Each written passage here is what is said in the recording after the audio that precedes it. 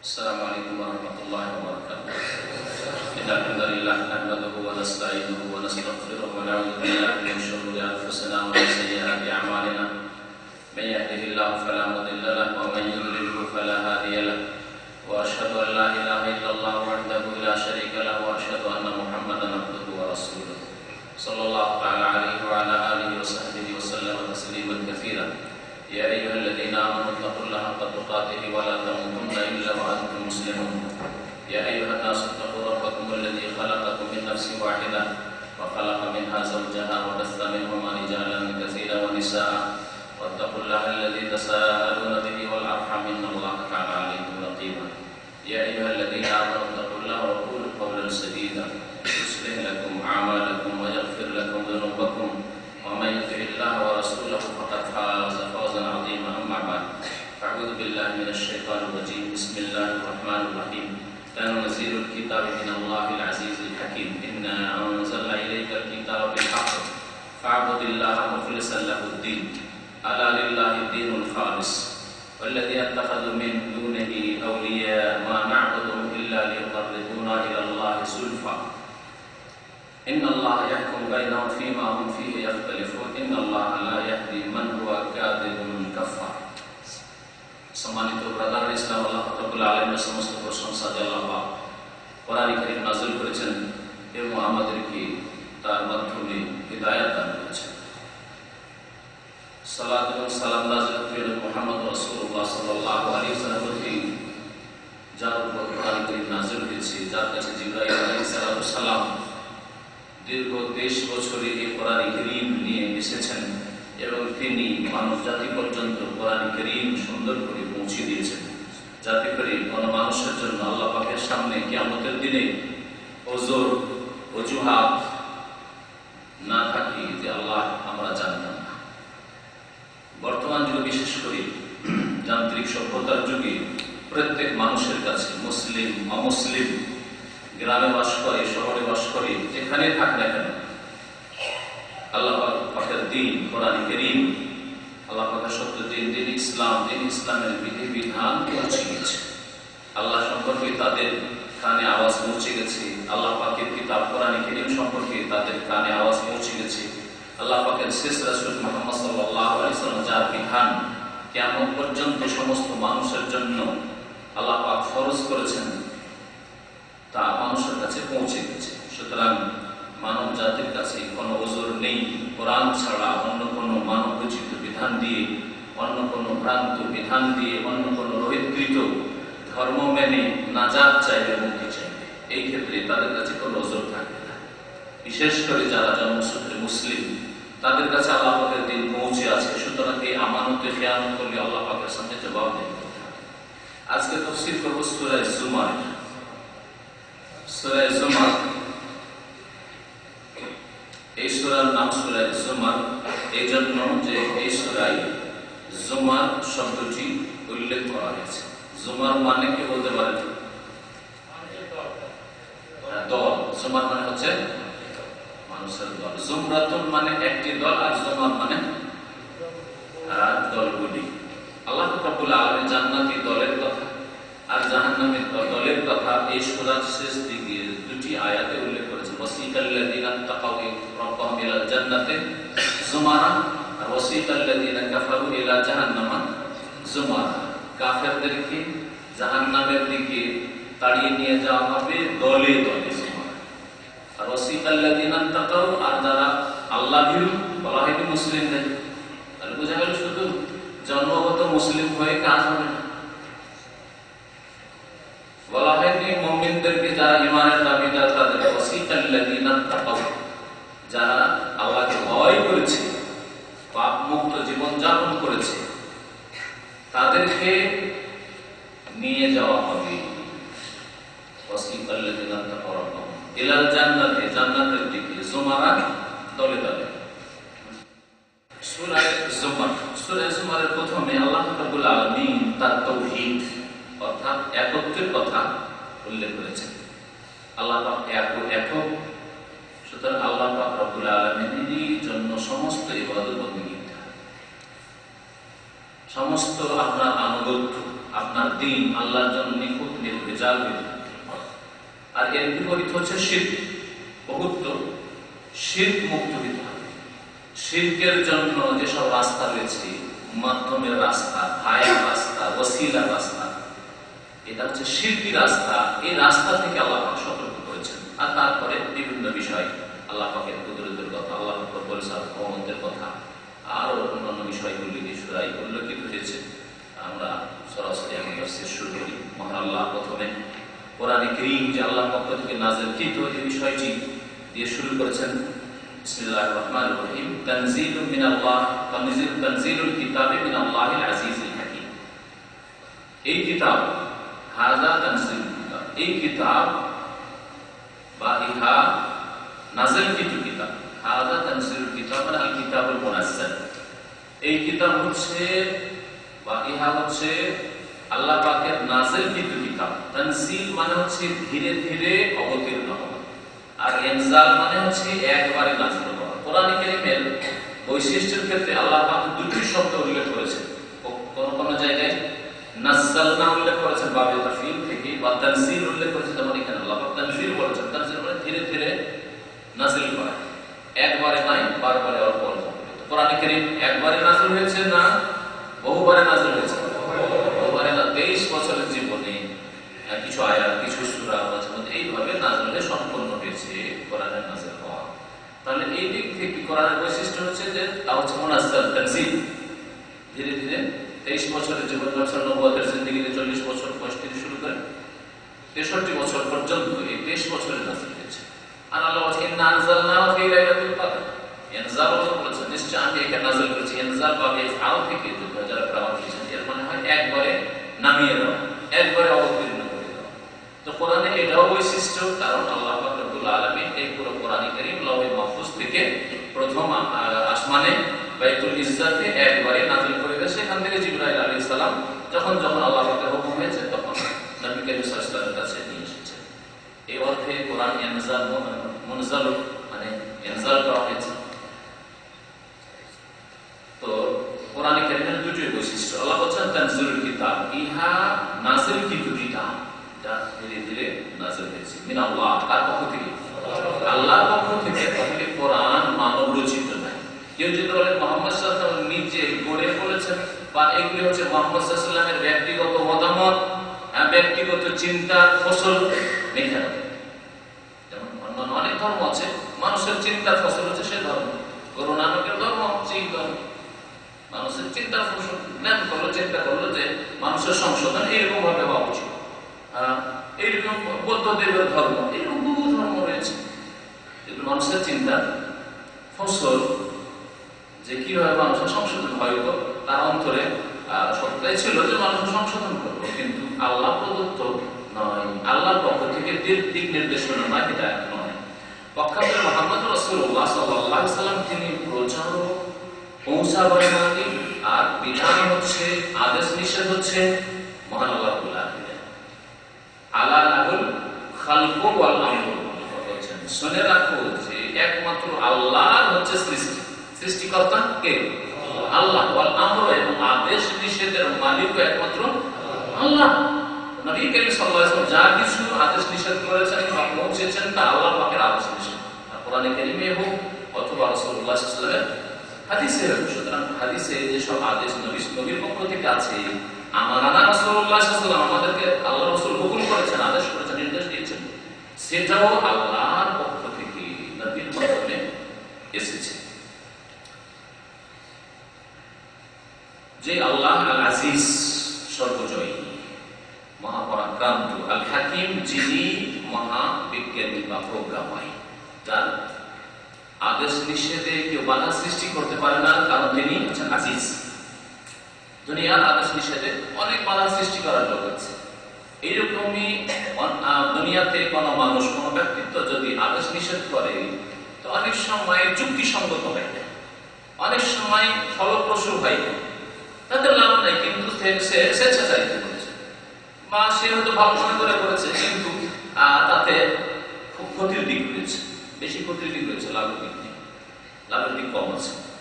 আল্লাহ পাকের আদেশ নিষেধে হিকমত রয়েছে, প্রজ্ঞাময় তিনি। সুতরাং আল্লাহ পাক যা কিছুই নাযিল করেছেন তার বিধানে তা বিজ্ঞান সম্পন্ন, তা যুক্তি সম্পন্ন, তাতে ইহকাল পরকালের কল্যাণ হচ্ছে, তাতে কোনো রকমের ঘাটতি নেই, তাতে কোনো রকমের ত্রুটি নেই। এ হচ্ছে আল্লাহ পাকের গুণ আজিজ আর হাকিমের অর্থ। ইন্না আনজালনা ইলাইকাল কিতাব বিল হক। তারপরে আবার কোরআনে কারীম সম্পর্কে আল্লাহ বলেছেন, হে নবী, ইন্না আনজালনা, দেখেন তানজিল প্রথমে আর এখানে আনজালনা, তাহলে দুটোই গুণ এখানে পাশাপাশি এসে গেছে। নিশ্চয় আমি আল্লাহ হে নবী তোমার প্রতি নাযিল করেছি আল কিতাব, অর্থাৎ কোরআনে কারীম, বিল হক, সত্য সহকারে, তাতে যা কিছুই রয়েছে সত্য।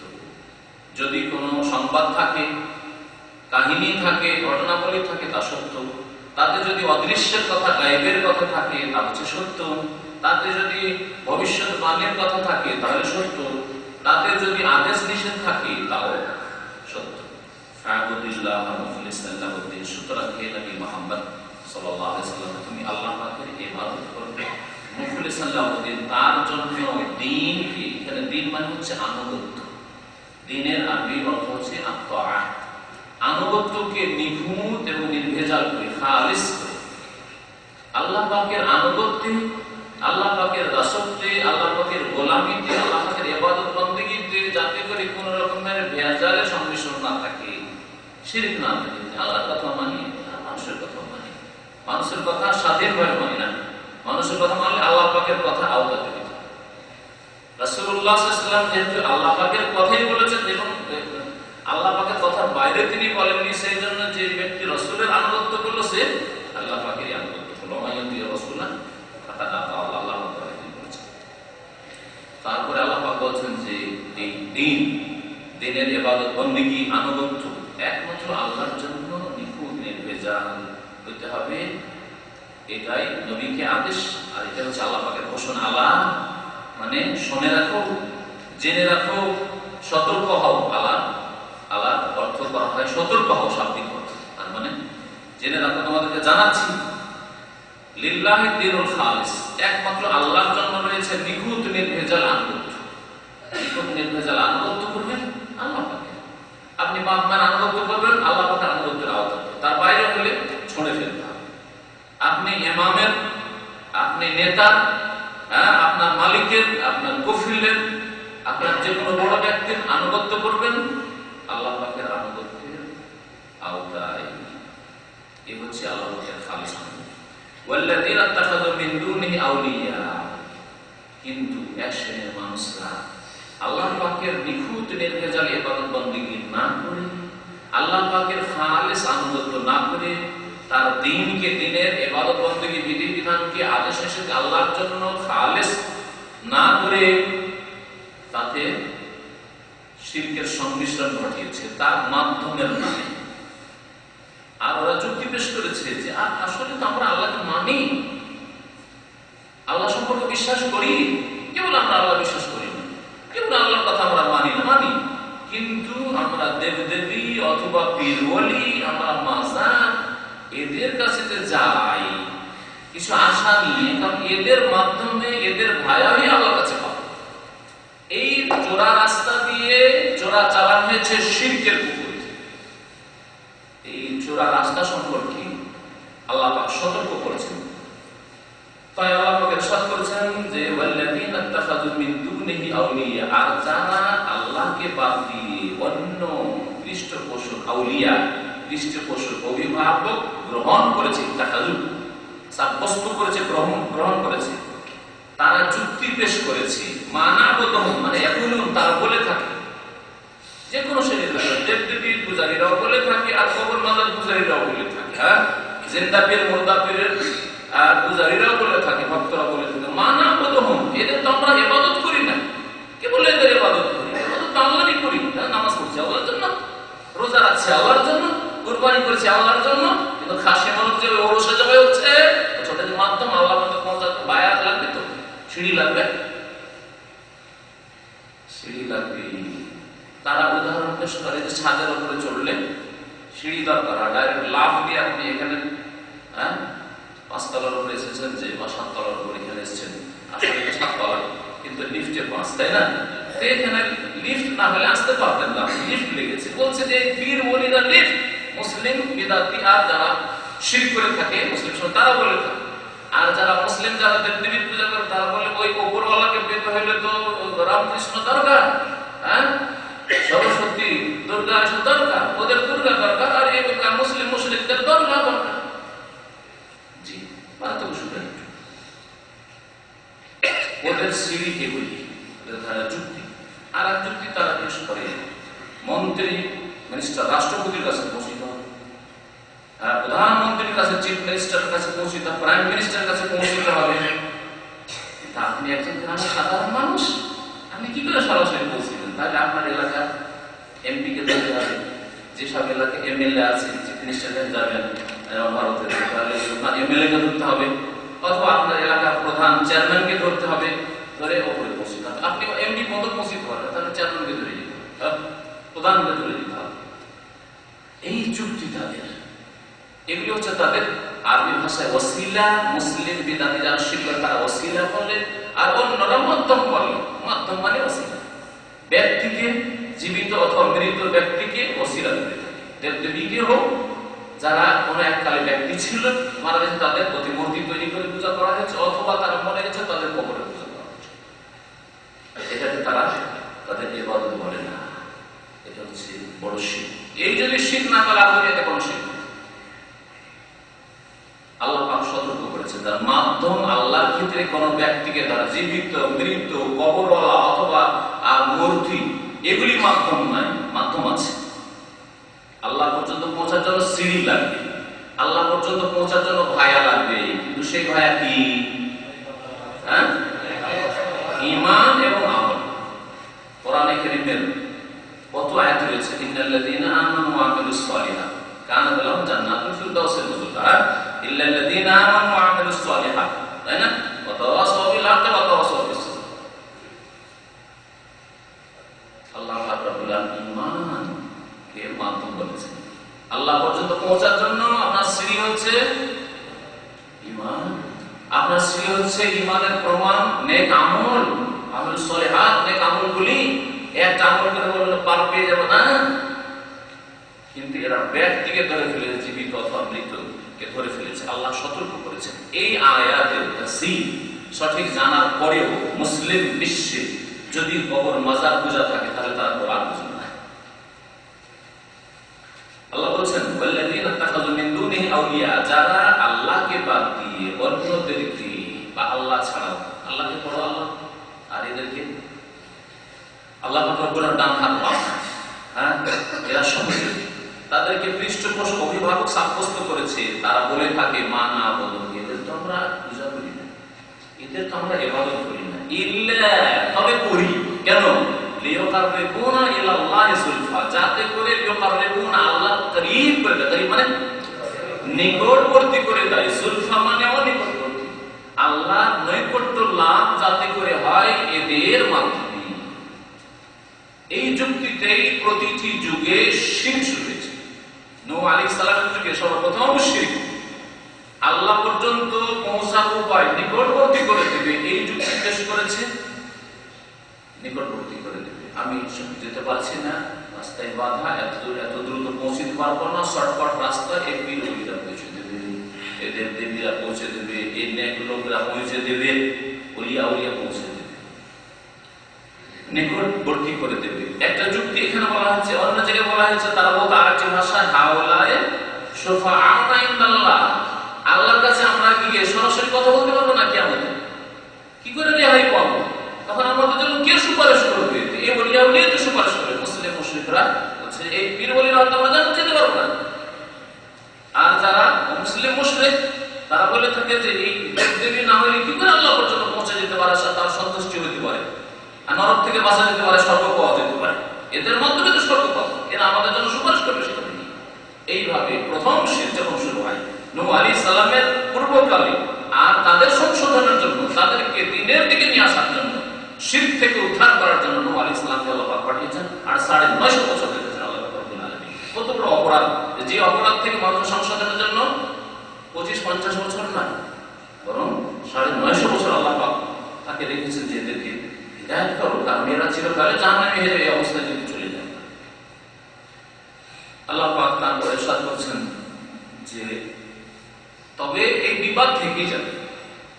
নবীদের দাওয়াত এসেছে, আর হকের দাওয়াত সারা পৃথিবীতে কেমন পর্যন্ত থাকবে, তাওহীদের কথা বলার লোক থাকবে, কিন্তু মীমাংসা দুনিয়াতে হবে না যে একেবারে সারা বিশ্ব আল্লাহর তাওহীদ প্রতিষ্ঠাকারী হয়ে যাবে, একত্রে বিশ্বাসী হয়ে যাবে, শিরক থাকবে না, কবর মাজার পূজা থাকবে না, দেবদেবীর পূজা থাকবে না, গাছের পূজা নদীর পূজা থাকবে না। এটা হবে না, থাকবে। এর চূড়ান্ত ফয়সালা কোথায় হবে? দুনিয়াতে হবে না। আল্লাহ বলেছেন ইন্নাল্লাহা ইয়াহকুমু বাইনাহুম, নিশ্চয়ই আল্লাহ পাক তাদের মাঝে চূড়ান্ত ফয়সালা করে দেবেন। ফীমা হুম ফীহি ইয়াখতালিফুন, ওই সব বিষয় সম্পর্কে যেসব সম্পর্কে তারা মতভেদে পড়েছিল, ইখতিলাফ করেছিল।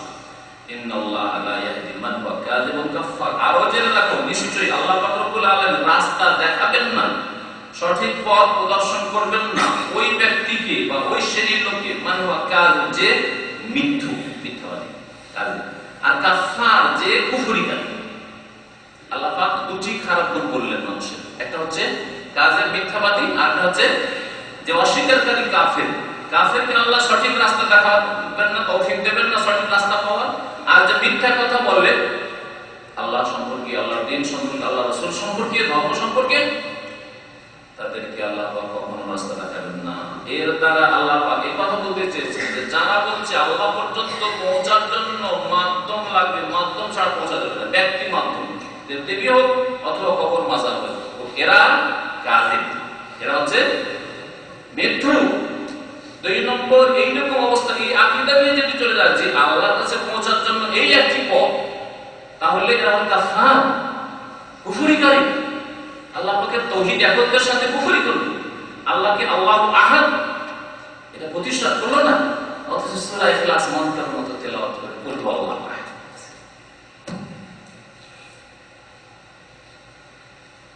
তারপরে প্রাচীন যুগে নবী করিম সাল্লাল্লাহু আলাইহি ওয়াসাল্লাম মক্কার মুশরিকরা বা আরব মুশরিকরা বলতো যে আল্লাহ পাকের মেয়ে রয়েছে, বলতেন আল্লাহ পাকের মেয়ে কারা? ফেরেশতারা আল্লাহর মেয়ে। আর খ্রিস্টানরা কি বলতো? আল্লাহর পুত্র আছে, কে? ঈসা আলাইহিস সালাম। ইহুদিরা কি বলতো? উযাইর আল্লাহর পুত্র। আল্লাহ পাক এগুলি খণ্ডন করে বলছেন লা আরাদাল্লাহু ইয়াত্তাখিযা ওয়ালাদান, আল্লাহ যদি চাইতেন যে তিনি সন্তান গ্রহণ করবেন, আল্লাহ সন্তান সন্ততি গ্রহণ করবেন, তাহলে আল্লাহ তোমাদের উপর ছেড়ে দিতেন যে তোমরা নির্ণয় করো যে আল্লাহকে কোথা থেকে ছেলে মেয়ে দেবো, নিজের খেয়াল খুশি বলে দেবে ফেরেশতারা আল্লাহর মেয়ে, হ্যাঁ ঈসা আল্লাহর পুত্র, উযাইর আল্লাহর পুত্র। আল্লাহ রব্বুল আলামিন যেখানে সর্বজয়ী পরাক্রান্ত, আল্লাহ নিজে বাছাই করবেন, তোমাদের উপর কেন এই বাছাই ছেড়ে দেবেন? আল্লাহ পাক বলছেন যে আল্লাহ যদি চাইতেন যে নিজের জন্য সন্তান গ্রহণ করলেন তিনি, লাস্তাফা মিম্মা ইয়াখলুকু মা ইয়াশা, কারণ আল্লাহ সবকিছু সৃষ্টি করে যেটা ভালো ওটা নিজের জন্য রাখতেন। সবচেয়ে শ্রেষ্ঠ ব্যক্তি মুহাম্মদ রাসূলুল্লাহ সাল্লাল্লাহু আলাইহি ওয়াসাল্লাম সন্তান হিসেবে গ্রহণ করতেন, আর সর্বপ্রথম ব্যক্তি আদম আলাইহিস সালামকে আল্লাহ পাক সন্তান হিসেবে গ্রহণ করতেন। আল্লাহ পাকের ইচ্ছে মতো, আল্লাহ পাক আমার ইচ্ছে মতো না। আমি এটা উদাহরণস্বরূপ কথা বললাম। আল্লাহ বলছেন লাস্তাফা, তাহলে আল্লাহ পাক রব্বুল আলামিন চয়ন করতেন মিম্মা ইয়াখলুকু মা ইয়াশা, যা কিছু তিনি সৃষ্টি করেছেন তার মধ্যে থেকে মা ইয়াশা, যা চাইতেন, যাকে চাইতেন। সুবহানাহ, কিন্তু আল্লাহ পাক পাক পবিত্র, তার পবিত্রতা ঘোষণা করি, হে বান্দা তুমি বলো যে সুবহানাল্লাহ। সুবহানাহু মানে সুবহানাল্লাহ, আল্লাহ পাকের পবিত্রতা ঘোষণা। আল্লাহ পাক ছেলে মেয়ে স্ত্রী এসব থেকে পবিত্র, কারণ এগুলো হচ্ছে ত্রুটি। আমরা জুড়ি না হলে চলতে পারবো না, ও পাপ হয়ে যাবে, অসম্পূর্ণ জীবন, অশান্তির জীবন, শুকনো জীবন, তাই না? স্ত্রী যদি না থাকে স্বাবলম্বী লোক, তাহলে অশান্তির জীবন নয়, হ্যাঁ, অসম্পূর্ণ জীবন। বিয়ে শাদী করলেন কিন্তু ছেলে মেয়ে হলো না, তাহলে অসম্পূর্ণ জীবন, মরে যাবেন। এই বাড়ি ঘর ধন দৌলত কার? অসম্পূর্ণ জীবন।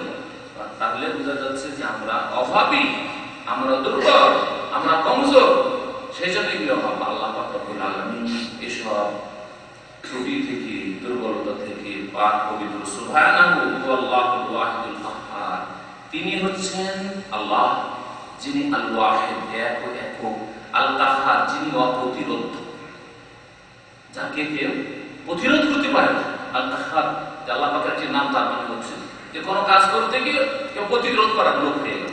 যে কোনো জায়গায় দেখেন আপনি কাজ করতে যান, সিদ্ধান্ত নিতে যতই বড় ব্যক্তি, না এটা হতে দেবো না, এটা হওয়া চলবে না, এটা রাস্তায় মিছিল শুরু হয়ে যাচ্ছে, না এটা করতে দেবো না, এই আইন করতে দেবো না, হচ্ছে না হচ্ছে না।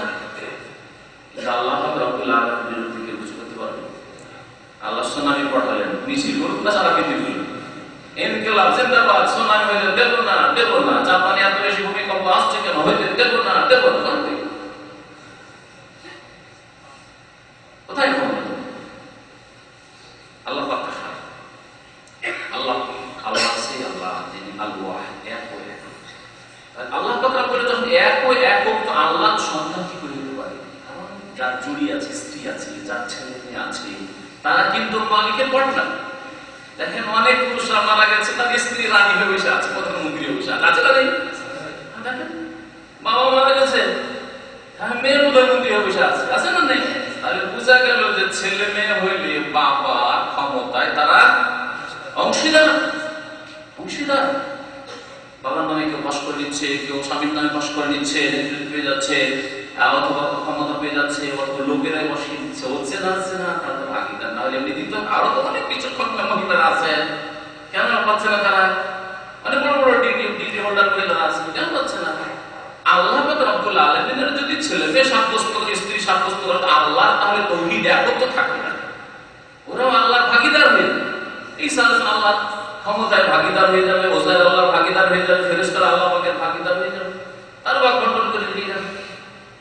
আল্লাহ পাক রব্বুল আলামিন সমস্ত শিরক এবং যেসব রাস্তা দিয়ে শিরকের চালান, সেসব থেকে পাক করবে। আল্লাহ পাক তারপরে সাত বছর আল্লাহ পাকের সৃষ্টির কথা, খালাকাস সামাওয়াতি ওয়াল আরদ, আল্লাহ পাক আসমানগুলিকে সৃষ্টি করেছেন, ওয়াল আরদ, আর ভূমিকে জমিনকে সৃষ্টি করেছেন বিল হাক্কি, যথাযথভাবে। বিল হাক্ক মানে যথাযথ, যেমন সৃষ্টি করলে সুস্থ সুন্দর থাকে। দেখেন আল্লাহ পাকের মেরামতের প্রয়োজন, পক্ষান্তরে দুনিয়ার সবকিছু দ্রুতই মেরামত করতে হয়, কয়েক বছর যাই না বেকার, এখন মেরামত পিছনে বসতে হবে।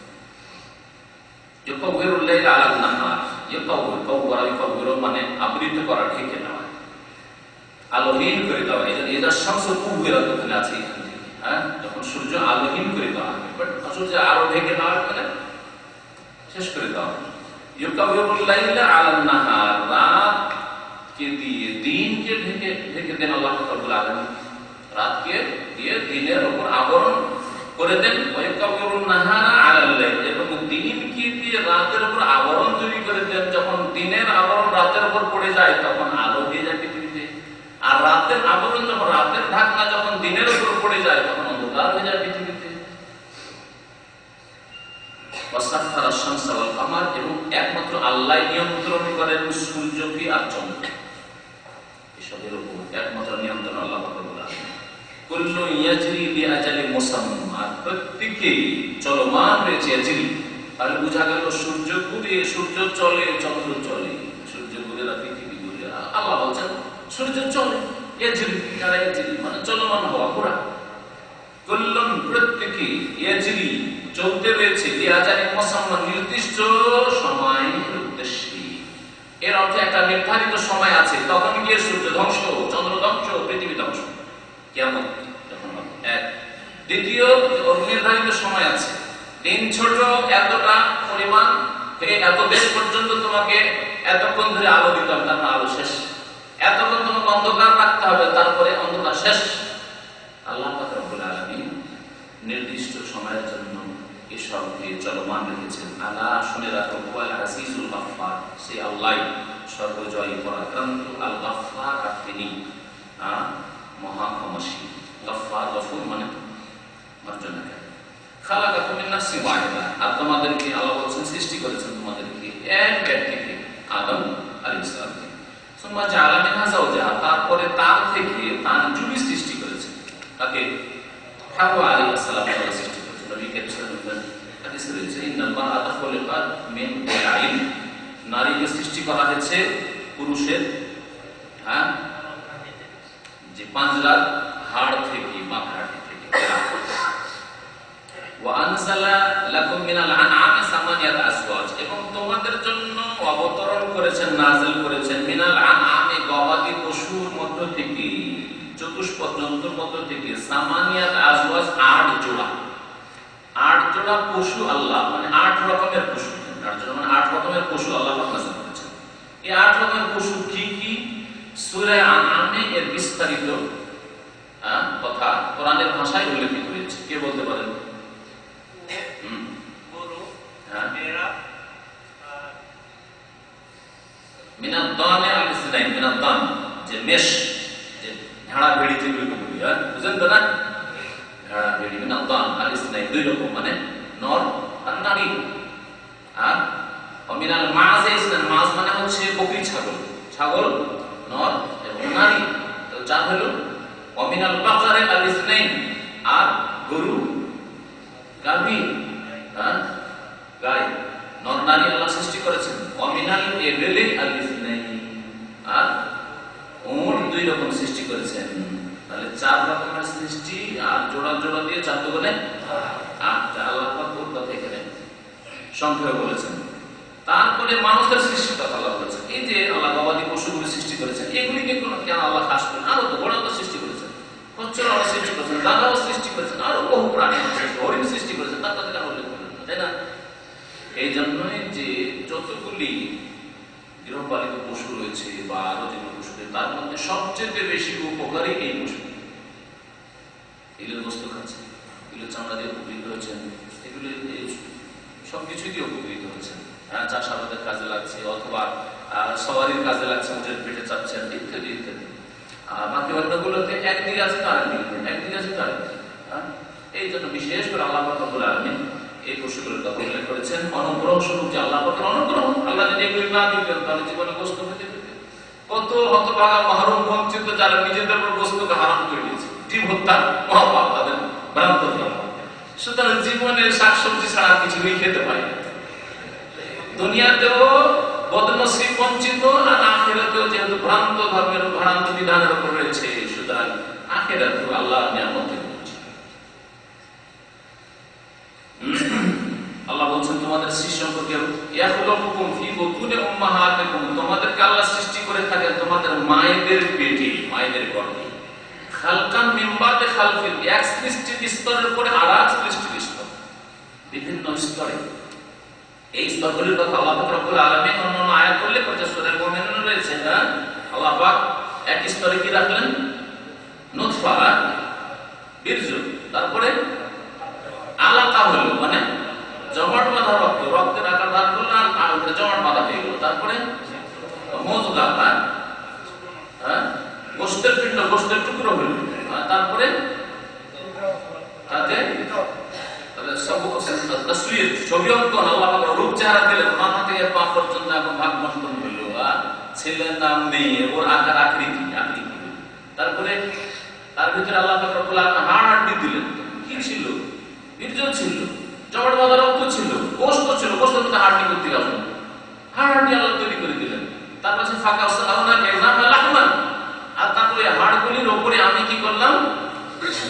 লাহাম, গোশত পরিয়ে দিলাম। আল্লাহ বলছেন কিসা, কিসা মানে হচ্ছে কাপড় চোপড় পরা।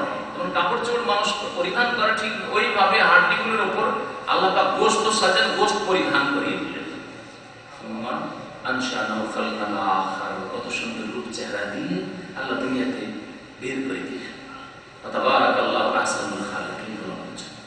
আল্লাহ পাক বড় বরকতময় আর আহসানুল খালিকিন, সর্বোত্তম সর্বোৎকৃষ্ট তিনি সৃষ্টি করেন। মানুষ তো সৃষ্টি করতেই পারে না, কিন্তু যে ছবি অঙ্কন করতে পারে, সেই ক্ষেত্রেও আল্লাহ যেইভাবে ছবি অঙ্কন করেছেন মানুষের কোনো শক্তি করতে পারে না। এতগুলি সারা দুনিয়া এতদিন ঘুরলেন, কোথাও গিয়ে মনে হইল যে আমার মতো সেম সেম লোক দুনিয়ার কোথাও আছে না? সবচেয়ে বেশি যে চেহারার দিক দিয়ে মিল থাকে, ভাই ভাই থাকে, যমজ ছেলে মেয়েদের থাকে, তাতেও পার্থক্য আছে, তাতেও পার্থক্য আছে। আপনি যদি বড় আর্টিস্ট হন, যদি এইরকম ছবি অঙ্কন করেন, 4-5টা করার পরে সেম সেম তবে কি রকম, তাই না? তিনি হচ্ছেন আল্লাহ।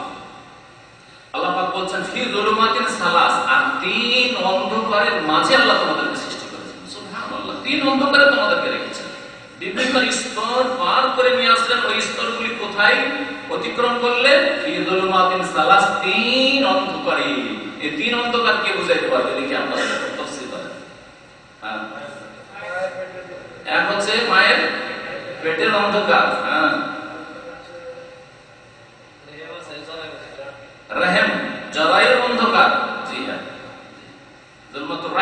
খেদমাতুল বাতন পেট। হ্যাঁ, আর একটা বাচ্চা ভূমিষ্ঠ হয়ে বাচ্চা ভূমিষ্ঠ হয়ে দেখেনি দেখি, বাচ্চা যখন ভূমিষ্ঠ হয়ে পড়ে তখন তার উপর একটা পানি আবরণ থাকে। হ্যাঁ, বাচ্চাটা পড়ার পরে দেখুন ওই পানিটা ভেঙে গিয়ে বা ছড়িয়ে পরিষ্কার পরিচ্ছন্ন করে মানুষরা, দেখেছেন না? দেখেন দেখি, যখন আপনাদের ছেলে মেয়ে হবে একটু দেখবেন তাহলে বুঝবেন যে কি কষ্ট স্ত্রী করে, তাহলে স্ত্রীর একটু দয়া করবে। আর এগুলো আল্লাহ কুদরত দেখা হবে।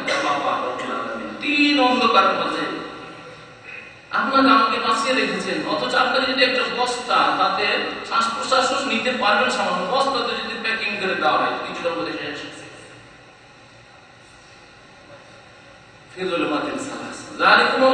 তিনি তো হচ্ছেন আল্লাহ, তোমাদের প্রতিপালক, সমস্ত কিছুর মালিকানা একমাত্র তার জন্য। লা ইলাহা ইল্লাহু, তার ছাড়া আর কেউ সত্য মাবুদ নেই, আর কারো ইবাদত করতে নেই। কারোর জন্য দোয়া, কারোর জন্য সিজদা, কারোর জন্য কুরবানি, কারোর জন্য জবাই করা, কারোর জন্য মান্নত করা, হ্যাঁ, কারোর জন্য নিয়ে গিয়ে ওরসে জবাই করে সন্তুষ্টি হাসিল করা, পীর বাবা, এসব নেই। লা ইলাহা ইল্লাহু, আর ছাড়া ফান্না তুসরাফুন, এরপরে কোথায় তোমরা ফিরে চলে যাচ্ছ? আল্লাহ বলেন কোথায় ফিরে যাচ্ছ? এসব কথা জানার পরেও যদি বিভ্রান্ত হয়, ইনতাকফুরু, তোমরা যদি কুফরি করো, ফাইনাল্লাহা গানিয়ুন আনকুম, আল্লাহ তোমাদের থেকে অমুখাপেক্ষী, গানিয়ুন আনকুম, তোমাদের থেকে অমুখাপেক্ষী, তোমাদের মুখাপেক্ষী নন। সারা দুনিয়া যদি কুফরি করে আল্লাহ পাকের ক্ষয়ক্ষতি হবে? হ্যাঁ, আল্লাহ পাকের কোন ক্ষমতায় ঘাটতি হয়ে যাবে? কিছুই হবে না। নিজেদের ক্ষতি করলে নিজেদেরকে সর্বনাশ করলে, ফাইনাল্লাহা গানিয়ুন আনকুম। এই আয়াতের অংশটুকু সম্পর্কে নবী কারীম সাল্লাল্লাহু আলাইহি সাল্লামের একটি হাদিস রয়েছে, হাদিসে কুদসি, 40 হাদিস, যেমন নবী রাহমাতুল্লাহ আলাইহি তাদের হাদিস রয়েছে, সহিহ হাদিস।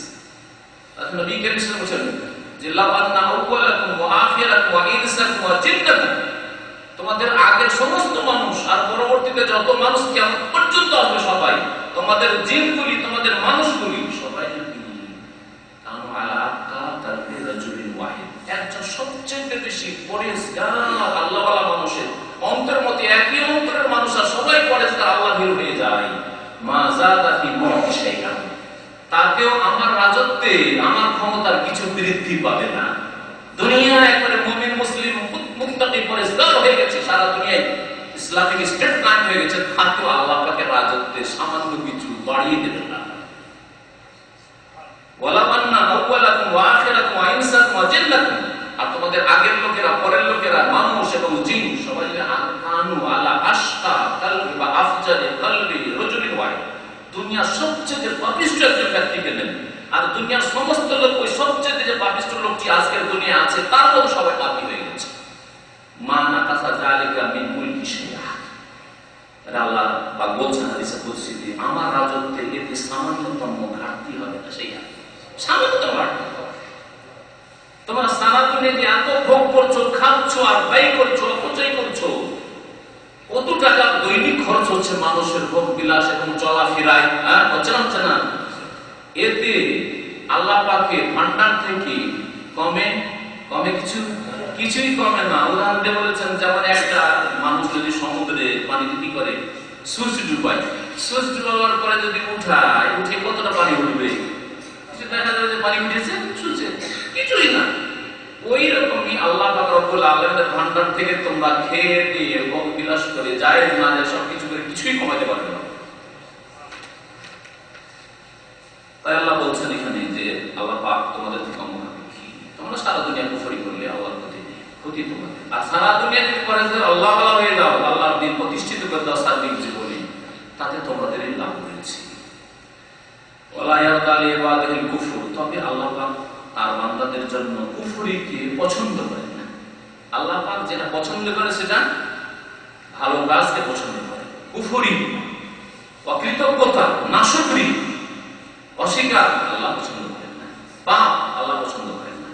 তবে আল্লাহ পাক রব্বুল আলামিনের ইচ্ছায় দুনিয়াতে খেলনা করে খেলে, ইচ্ছা আর রেজামন্দি দুটোতে পার্থক্য আছে।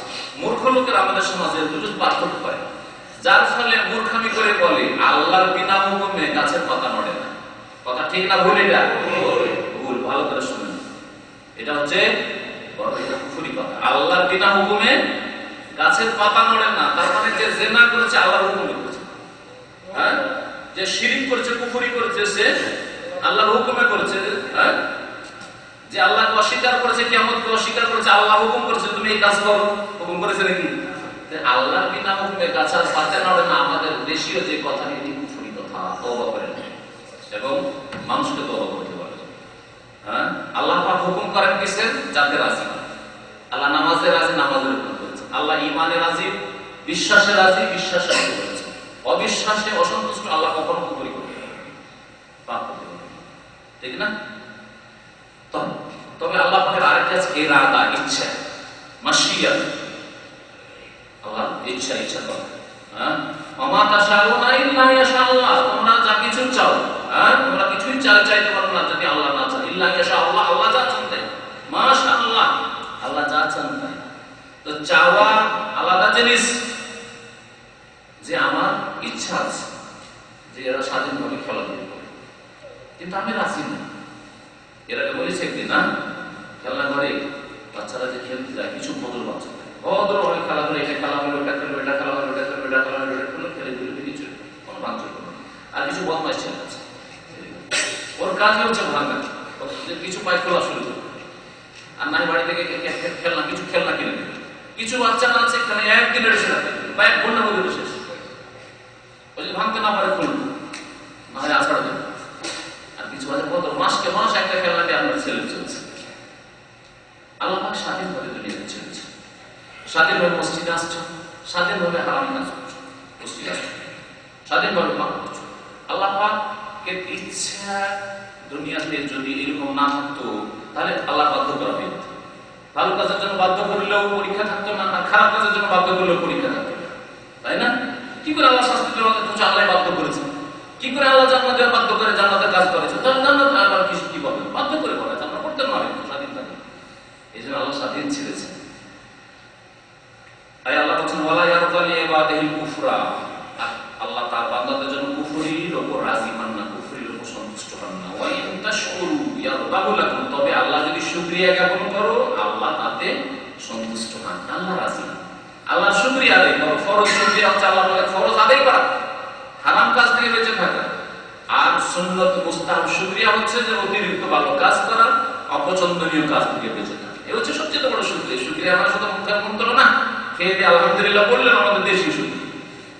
নামাজ পড়েন না, আলহামদুলিল্লাহ। টাকা পয়সা অনেক পেয়েছে, ভালো একটা চাকরি পেয়েছে, নামাজ রোজা করেছেন নেই, আলহামদুলিল্লাহ, আলহামদুলিল্লাহ ভাই, আল্লাহ খুব সুখী, খুব গরিবের ছেলেছিলাম ভাই, খুব গরিবের ছেলে, ছোটকাল খুব অনাহারে থেকেছি ভাই, পড়াশোনার ভাই, মানুষের চেয়ে চিন্তা আমার মা বাবা আমাকে পড়িয়েছে ভাই, আলহামদুলিল্লাহ, আলহামদুলিল্লাহ। এখন তো নামাজ পড়েন না, শুকর গুজার। ফরজ শুকরিয়া নিয়ে সুন্নত মুস্তাহাব শুকরিয়া করে কি হবে? নাজাত হবে কখনো? শুকরিয়াটাকে বোঝা। এই জন্য আমার আল্লাহর নিয়ামতের শুকরিয়া সম্পর্কে এর আগে বক্তব্য আছে। আসলে শুকরিয়া হচ্ছে সেই শুকরিয়া, যে শুকরিয়ার মাধ্যমে কমপক্ষে আল্লাহর যে মিনিমাম হক আছে সেটা আদায় করবেন। তারপরে অতিরিক্ত শুকরিয়া আদায় করেন আপনি। শুরুতে বিসমিল্লাহ, খাওয়ার শুরুতে খেয়ে দিয়ে আলহামদুলিল্লাহ, আল্লাহ তার নিয়ামত মাঝে মাঝে স্মরণ করে আলহামদুলিল্লাহ, আলহামদুলিল্লাহ। আল্লাহ বলছেন যে ওয়ালা তাসিরু ওয়াজিরাতুন বিজরা উখরা, এবং মনে রাখবে যে কেউ কারো বোঝা উঠবে। আল্লাহ পাক রব্বুল আলামিনের শুকরিয়া যদি আদায় করো তো আল্লাহ রাজি হবে, আর শুকরিয়া আদায় না করে কেউ যদি পাপ করো, তোমার পাপ আর তোমার বাবা উঠাবে, এটা হবে, ছেলে উঠাবে, এটা হবে। আল্লাহ বলছেন ওয়ালা তাসিরু ওয়াজিরাতুন, কোন বোঝা বহনকারী বোঝা বহন করবে না, বিজরা উখরা, অন্যের বোঝা। আল্লাহর দিন এটি। আপনার ছেলে অপরাধী, বাপকে অপরাধ করলো, বাপকে ধরে নিয়ে গিয়ে জেলখানায় বলে জানেন বাবা না চোর হতে বলেছে, না খুন করতে বলেছে, না ওকে অপরাধ করতে বলেছে, না বাবার এখানে কোনো হাত আছে।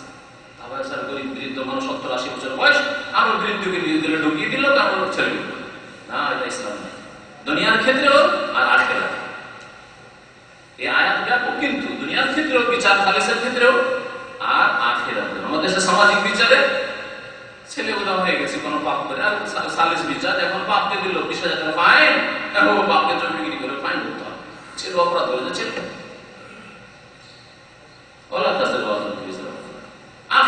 আখিরাতেও কেউ কারো বোঝা উঠাবে না, কেউ কারো বোঝা উঠাবে না। মানে এই কথা নয় যে আপনার ছেলে বেনামাজি, আপনার মেয়ে বেহায়া বেপরদা, আর আপনাকে এর বোঝা উঠাইতে হবে না। ওইটা আবার কেমন? হ্যাঁ, একজন লোক দুনিয়া থেকে গেছে, ওর মেয়ে বেহায়া বেপরদা, ওর ছেলে বেনামাজি, এই বোঝা বাপ মাকে উঠাইতে হবে না? হবে না? উঠাইতে হবে, আবার কখনো হবে না। যদি নিজ দায়িত্ব পালন করে থাকে তাহলে বোঝা উঠাইতে হবে। ছেলেকে 7 বছর থেকে নামাজের শিক্ষা দিয়েছে, 10 বছর থেকে নামাজ পড়তে বলেছে, হ্যাঁ, নামাজ পড়িয়েছে, সাথে করে নিয়ে গেছে, চাপ সৃষ্টি করছে, না পড়লে নামাজ না পড়লে খেতে দেবো না।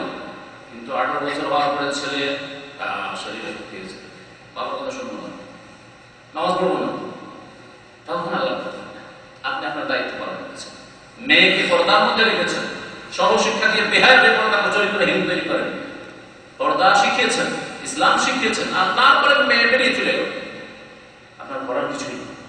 কিন্তু আপনি মেয়ে 14 বছর মেয়ে মোবাইল হাতে দিয়ে গেছে, আর মোবাইলে যখন কল আসে তখন আরেকটা করে গিয়ে লুকিয়ে কথা বলে, 10 মিনিট 15 মিনিট কথা বলে। আপনার স্ত্রী দেখে, আপনিও শুনতে পান, আপনার স্ত্রী লুকিয়ে রাখে, অথবা আপনিও জানতে পারেন, অসুবিধা নেই, আজকালকার যুগ জামানায় কিছুদিন একটু কথা বলা বলবে, কার সাথে সাথে সঙ্গে কেউ আছে, অসুবিধা কি? তাহলে বোঝা উঠাতে হবে, বোঝা উঠে হবে। ওর বোঝা উঠালেন না, আপনার বোঝাই, এর বোঝার চেষ্টা করেন। এটা কার বোঝা? নিজের বোঝা। কারণ ভালো কাজের আদেশ দেওয়া, অন্যায়ের বাধা দেওয়া, এটা আপনার দায়িত্ব ছিল, ওটা ওর দায়িত্ব। আপনি এই দায়িত্বে গাফিলতি করেছেন, শিথিলতা করেছেন, সেই জন্য আপনাকে কেমন বোঝা উঠতে হবে ছেলে মেয়েদের পর। কিন্তু আপনি আলহামদুলিল্লাহ ভালো পরিবেশ তৈরি করেছেন, ইসলামী শিক্ষা দিয়েছেন। তারপরে ব্যতিক্রম নূহ আলাইহিস সালামের ছেলের মতো, নূহ আলাইহিস সালামের স্ত্রীর মতো, লূত আলাইহিস সালামের স্ত্রীর মতো, রাসূলুল্লাহ সাল্লাল্লাহু আলাইহি ওয়াসাল্লাম আবু তালেবের মতো তারা দায়িত্ব পালন করেনি, দায়িত্ব সুন্দর করে পালন করেছেন। তারপরে যদি ব্যতিক্রম হয় তাহলে আল্লাহ বলছেন ওয়ালা তাযিরু ওয়াজিরাতুন বিজরা উখরা, কেউ কারো বোঝা উঠাবে না দুনিয়া না আখিরাত। আল্লাহ পাক তারপরে সাথে সুম্মা ইলা রাব্বিকুম মারজিউকুম, অতঃপর তোমাদের রবের কাছে তোমাদের ফিরে আসতে হবে। ফায়ুনাব্বিউকুম বিমা কুনতুম তা'মালুন, আল্লাহ পাক তোমাদেরকে জানিয়ে দেবেন যে তোমরা কি আমল করে এসেছিলে, কি কর্ম করেছিলে। ইন্নাহু আলিমুন বিযাতিস সুদূর, কারণ আল্লাহ পাক রব্বুল আলামিন অন্তর্যামী, অন্তরে যা কিছু রয়েছে, বক্ষে, আলিমুন বিযাতিস সুদূর, বক্ষে অর্থাৎ হৃদয়ে যা কিছু রয়েছে সে সম্পর্কে সম্যক জ্ঞান। আল্লাহ যখন জানেন তাহলে তোমাদের আমল কর্ম সম্পর্কে আল্লাহ জানিয়ে দেবেন। আল্লাহ যদি নাও লিখাতেন ফেরেশতাদেরকে দিয়ে, তবু আল্লাহ জানাতে পারতেন যে তুমি কি করে এসেছো, তোমার বায়োডাটা পুরো আল্লাহ কিয়ামতের দিন জানিয়ে দিতে পারে। কারণ আল্লাহ পাক অন্তরের কথা জানে, তো তোমার কর্ম তো জানে। কিন্তু কিয়ামতের দিন যদি আল্লাহ না লিখাতেন আর এর রেকর্ড না থাকতো, তাহলে অস্বীকার করবে। এরপরও তো অস্বীকার করবে যে আল্লাহ এরকম তো করিনি, এত পাপ তো আমি করিনি, আমি তো অন্যায় কাজ করিনি। যখন অস্বীকার, এদিকে লিখা আছে আমল নামায়, এইদিকে আল্লাহ পাক আলেমুল গায়ব সবকিছুই জানছেন, তারপরে যখন অস্বীকার করবে তখন আল্লাহ হাত পাকে বলবে যে এখন সাক্ষী দেবে, অঙ্গ প্রত্যঙ্গ শরীর সাক্ষী দেবে। এই সম্পর্কে আয়াতগুলি কিছুদিন আগে তাফসীর হয়েছে যে আল্লাহ পাক তারপরে ইরশাদ করেছেন ওয়াইদা মাসাল ইনসানা দুররুন, মানুষের স্বভাব হচ্ছে যখন মানুষকে কোনো ক্ষয়ক্ষতি স্পর্শ করে, অনিষ্ট স্পর্শ করে, তার রব্বাহু মুনিবান ইলাইহি, তখন নিজ রবকে ডাকতে থাকে, তার অভিমুখী আল্লাহ থেকে একবার ঝাঁপিয়ে পড়ে, আল্লাহমুখী, নামাজমুখী, মসজিদমুখী, কোরআনমুখী, কোরআন তেলাওয়াত কাঁদছে, করতে হবে ভালো মুশরিক করবে। সুম্মা ইযা খাওয়ালাহু নি'মাতাম মিনহু, তারপরে যখন তাকে আল্লাহ নিয়ামত দিয়ে, অনুগ্রহ দিয়ে ধন্য করেন, খাওয়ালা ফের মানে কাউকে দান করা, দেওয়া, দিয়ে দেওয়া। আল্লাহ যখন নিয়ামত দিয়ে ধন্য করেন, নাসিয়া মা কানা ইয়াদউ ইলাইহি মিন ক্বাবলু, তখন ভুলে যায়, উপেক্ষা করে যায় ওই বিষয়গুলিকে, যে জন্য আল্লাহকে ডাকত। কিছুদিন আগে আল্লাহকে খুব ডাকত, নামাজি হয়েছে, মা মরেছিল নামাজ, আমাদের সে কথা না, মা মরেছে কয়েক সপ্তাহের জন্য নামাজ, বাপ মরেছে, স্ত্রী মরেছে, কয়েক সপ্তাহের জন্য পড়েছে, গান বাজনা বাড়িতে বন্ধ, টিভি বন্ধ, ফিল্ম দেখা বন্ধ, কয়েকদিনের জন্য সব চলছে কিছু, তারপর আবার শুনে এর আজকাল প্রচার মাধ্যম কি করছে, দেশের কোন বড় নেতা মারা গেছে, 3-4 দিন ধরে কোরআন তেলাওয়াত বেশি বেশি হবে রেডিও সেন্টারে আর টিভিতে, আর ওই ফিল্ম টিভি হবে না, আর ওই গান বাজনা হবে না, অশ্লীল কিছু কথাবার্তা হবে না, করছে না, এটা এর অন্তর্ভুক্ত। যখন বালা মুসিবত আসে তখন আল্লাহমুখী হয়ে যায়, আর যখন সুখ আসে তখন ভুলে যায় যে কি যেন আল্লাহকে কিছুদিন আগে ডাকছে। বিশেষ করে মুশরিক যারা, আল্লাহ তখন শরীক সাব্যস্ত করে দেয়। যখন বালা মুসিবতে পড়েছিল মুশরিকরা করতো, যখন বড় বিপদ আপদে পড়তো তখন একমাত্র আল্লাহকে ডাকতো, নিকটদিন রেজাল্ট করে, আর এই সব দেবদেবী ডাকতো না, লাত জামানাতকে ডাকতো না। আর যখনই সুখ চলে আসতো তখন আল্লাহকে ভুলে গিয়ে দেবদেবীকে ডাকা শুরু করতো, যাতে করে আল্লাহ রাস্তা থেকে পথভ্রষ্ট করে নিজেকে এবং অপরকে।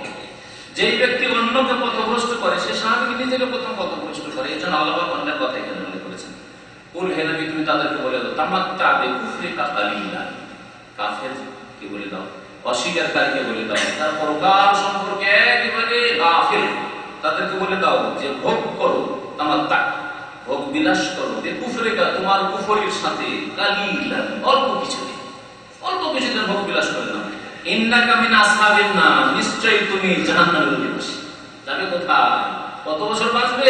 50 বছর আর 60 বছর, কত আর বাঁচবে? ইন্নাকা মিন আসহাবিন নার, নিশ্চয়ই তুমি জাহান্নামের অধিবাসী হবে। আম্মান হুয়া কানিতুন আনা আল-লাইলি সাজিদান ওয়া কায়িমান ইয়াহদারুল আখিরা ওয়া ইয়ারজু রাহমাত রাব্বিক। আল্লাহ পাক এখানে দুটি দলের কথা বলছেন। দুটি দল কি সমান হতে পারে? এক দল হচ্ছে আম্মান, কি ওই ব্যক্তি হুয়া কানিতুন, যে অনুগত। কানিতুন মানে কানেতের একটি অর্থ হয় কানাতে, একমত মানে অনুগত, আল্লাহ পাকের অনুগত, আল্লাহ পাকের আদেশ নিষেধ মেনে চলে। আর কানাতা একমত মানে হচ্ছে বিনয়ী হওয়া। দ্বিতীয় অর্থ অকুমুলিল্লাহ কানেতিন, কোরআনে এখানে নেবেন যে সূরা বাকারার একটি আয়াত রয়েছে, অকুমুলিল্লাহ আল্লাহর সামনে দাঁড়াও, কানেতিন মানে অনুগত হয়ে অথবা বিনয়ী হয়ে, একেবারে দীর্ঘশীল অবস্থায়, নিজের অসহায়, এই মন মানসিকতা নিয়ে অন্তর নিয়ে আল্লাহর সামনে দাঁড়ায়। তো যে ব্যক্তি অত্যন্ত বিনয়ী অথবা আল্লাহর অনুগত, আনা আল্লাহ, রাতেও সাজেদান সিজদায় পড়ে থাকে, ফরজ ইবাদত বন্দেগী করে, রাতে তাহাজ্জুদ পড়ে, ওয়া কায়িমান এবং কখনো দাঁড়িয়ে দাঁড়িয়ে আল্লাহর সামনে কোরআন তেলাওয়াত করতে থাকে, সূরা পড়তে থাকে, ইয়াহজারুল আখিরা, আর পরকালকে ভয় করে, ওয়া ইয়ারজু রাহমাত রাব্বিহি, আর তার রবের রহমতের আশাবাদী হয়, প্রত্যাশী হয়। এই এক শ্রেণীর লোক। আর এর বিপরীত লোক যেই ব্যক্তি পরোয়া করে না, আল্লাহকে ডাকে না, ফরজ ইবাদত বন্দেগী করে না, রাতে জাগা তো দূরের কথা, ইবাদত বন্দেগী করা তো দূরের কথা, আখিরাত সম্পর্কে একেবারে গাফিল। আর আল্লাহ পাকের রহমত আবার কি জিনিস? সব প্রাকৃতিক, ন্যাচারাল। দুটো জাতি কি সমান হতে পারে?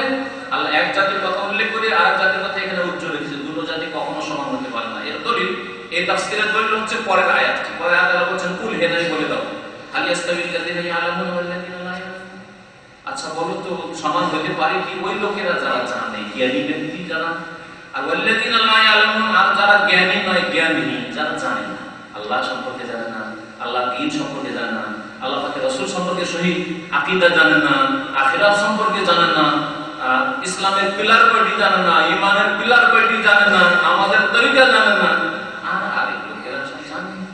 দুই দল কি সমান হতে পারে? কখনো সমান হতে পারে না। দুনিয়ার ক্ষেত্রে শিক্ষিত অশিক্ষিত সমান নয়। দুনিয়ার ক্ষেত্রে শিক্ষিত অশিক্ষিত সমান নয়, আল্লাহর দ্বীনের ক্ষেত্রে শিক্ষিত অশিক্ষিত, জ্ঞানী আর জ্ঞানী কি করে সমান হতে পারে? ইন্নামা ইয়াতাযাক্কারু উলুল আলবাব, নিঃসন্দেহে উপদেশ গ্রহণ করে যারা জ্ঞানী ব্যক্তি তারা। তারপর আল্লাহ বলেছেন, কুল হে নবী বলে দাও, ইয়া ইবাদিয়াল্লাযিনা আমানু, হে আমার বান্দারা, মানে আল্লাহ নবীকে বলছেন যে আমার বান্দাদেরকে বলে দাও, আমি বলছি হে আমার বান্দারা, আল্লাযিনা আমানু, যারা ঈমান নিয়ে এসেছো, বিশ্বাস করেছো, ইত্তাকু রাব্বাকুম, তোমাদের রবকে তোমরা ভয় করো, লিল্লাযিনা আহসানু ফি হাযিহিদ দুনিয়া হাসানা, আর ওই সব লোকেরা যারা সৎকর্মশীল তাদের জন্য এই দুনিয়াতে কল্যাণ রয়েছে। যারা ভালো মানুষ, সৎকর্মশীল, ফি হাযিহিদ দুনিয়া হাসানা, তাদের জন্য এই দুনিয়াতে কল্যাণ রয়েছে। এই যে একটি তাফসীর, এভাবে যদি অর্থ করেন তাহলে যারা সৎকর্মশীল, ফি হাযিহিদ দুনিয়া হাসানা, তাদের জন্য ইহকালেও কল্যাণ রয়েছে, আর পরকালে তো আছে। আর যদি এইভাবে অর্থ করেন তাহলে আরেকটি অর্থ তাফসীর দিল, সেটা হচ্ছে লিল্লাযিনা আহসানু ফি হাযিহিদ দুনিয়া, যারা এই ইহজগতে কর্মক্ষেত্রে সৎকর্মশীল হবে, ভালো কাজ করবে, তার মরার পরে আর ভালো কাজ করার সুযোগ সুবিধা নেই। যারা এই দুনিয়াতে ভালো কাজ করবে, সৎকর্মশীল হবে, তাদের জন্য হাসানাতুন মানে সার্বিক কল্যাণ রয়েছে, দুনিয়ারও কল্যাণ রয়েছে আর আখিরাতের কল্যাণ রয়েছে। তারপরে আল্লাহ বলছেন যে মানুষ অনেক সময় আল্লাহর দ্বীনকে মানতে গিয়ে, আল্লাহর ইবাদতবন্দি করতে গিয়ে, ভালো আমল করতে গিয়ে বাধার সম্মুখীন হতে পারে। তখন কি করবেন? আপনি শিরক করছেন না, আর আপনার গ্রাম এলাকায় শিরকে ভরা। আপনি বিদআত করছেন, নবীর তরিকা ছাড়া অন্য তরিকায় চলতে চান না, কিন্তু এলাকা বিদআতে ভরা।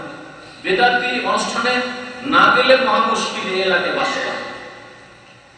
ঝুঁকি, অর্থের ক্ষতি করতে পারে, জানমালের ক্ষতি করতে পারে, বাড়ি ঘরের ক্ষতি করতে পারে, ছেলে মেয়েদের ক্ষতি করতে পারে।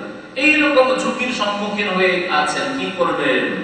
তাহলে তাদের সাথে কম্প্রোমাইজ করে নেবেন যে বাবা অসুবিধা নাই, যদিও আমি বলছিলাম তোমাদের জন্য, কিন্তু দেখলাম যে পরিবেশটা অন্যরকম, তো ঠিক আছে আসছি, ঠিক আছে তোমাদের মিলাদে আছি বাবা, তোমাদের কি আমিও আছি, আর তোমাদের ওরও অসুবিধা নেই, চাঁদা নিয়ে যাও, আছি পিছনে আছি, এই করলেন না। আল্লাহ বলছেন আল্লাহর জমিন, আল্লাহর পৃথিবী পুরো প্রশস্ত আছে। তাহলে কি করতে হবে? হিজরত করতে হবে। হিজরত মানে আল্লাহর দ্বীনের হেফাজতের জন্য নিজের ব্যক্তি জীবনে, পারিবারিক জীবনে, সামাজিক ক্ষেত্রে, সমস্ত ক্ষেত্রে আল্লাহর দ্বীনকে সুন্দরভাবে পালন যেখানে করতে পারবো সেখানে। এই হিজরত কিয়ামত পর্যন্ত অব্যাহত থাকবে। নবী করিম সাল্লাল্লাহু আলাইহি ওয়াসাল্লাম যতদিন পর্যন্ত আল্লাহর দুশমন পৃথিবীতে থাকবে, আর কিয়ামত পর্যন্ত আল্লাহর দুশমন থাকবে, ততদিন পর্যন্ত হিজরত অব্যাহত থাকবে। এক দেশ থেকে না গেলে, এক দেশ থেকে আরেক দেশে যাওয়া যাবে না। আজকাল নাগরিকত্বের ব্যাপার, জাতীয়তার ব্যাপার, ন্যাশনালিটি পাওয়া যাবে না, এইসব অসম্ভব। আজকালকার মানুষরা তো আবার দুনিয়ার দৃষ্টিভঙ্গি নিয়ে হিজরত করতে চায়। যদি বলে যে ভাই তুমি ইউরোপ, আমেরিকা, পশ্চিমে দেশে আছো, সেখানে ঈমান আমল নিয়ে বাঁচা মুশকিল, পর্দার সাথে নামাজের সাথে বেঁচে থাকা মুশকিল, আজানই শুনতে পাবো না বাবা, এটা গরিব দেশে চলে আসে। কোথায়? বাংলাদেশে চলে আসে, ইন্দোনেশিয়া চলে আসে। না, তা কি পাই এত হাইফাই জীবনযাপন করি, আর চলে আসবো একটা গরিব দেশে, ইন্দোনেশিয়া চলে আসবো বাংলাদেশে, তা হবে না। তাহলে পেটের তাই এসব কিছু, বুঝতে পেরেছেন? যার অন্তরে ইখলাস থাকবে, সে পয়সার দেশ থেকে, ধনের দেশ থেকে গরিব দেশে আসবে, এতে তার পরোয়া নেই। আমার আর ঈমান আমলের কথা লোকেরা বড় বড় সফল থাকে না, আমি ওই গরিব দেশকে, হ্যাঁ আরো দেশ, কারণ এখানে আজকাল পয়সা আছে। এখানে পয়সা না থাকলে যদি বলা 200 বছর আগে চলে যান, 200 বছর আগে, 150 বছর আগে যদি বলা হয় চলো তো দেখি বাংলাদেশ ছেড়ে চলো, আরো না না ওখানে যাবো, মরতে যাবো, ওখানে কি কাছে যাবো, ওখানে তো না খেয়ে মরতে হবে, তাই না?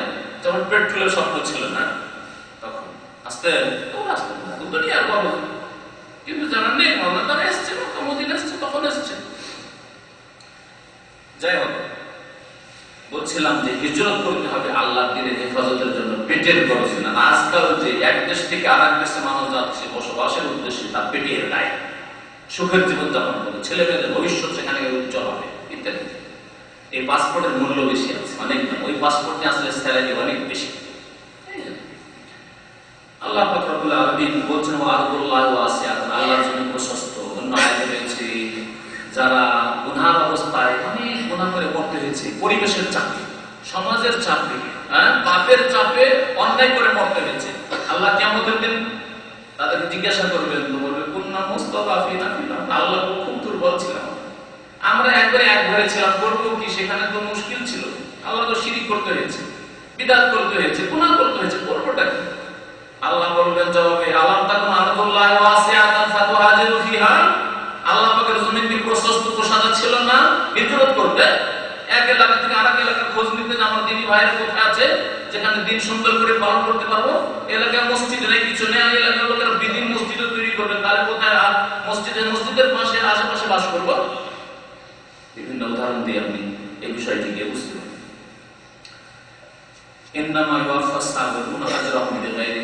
তারপরে দ্বীনের হেফাজতের জন্য ধৈর্য ধরা লাগবে, অটলতা লাগবে।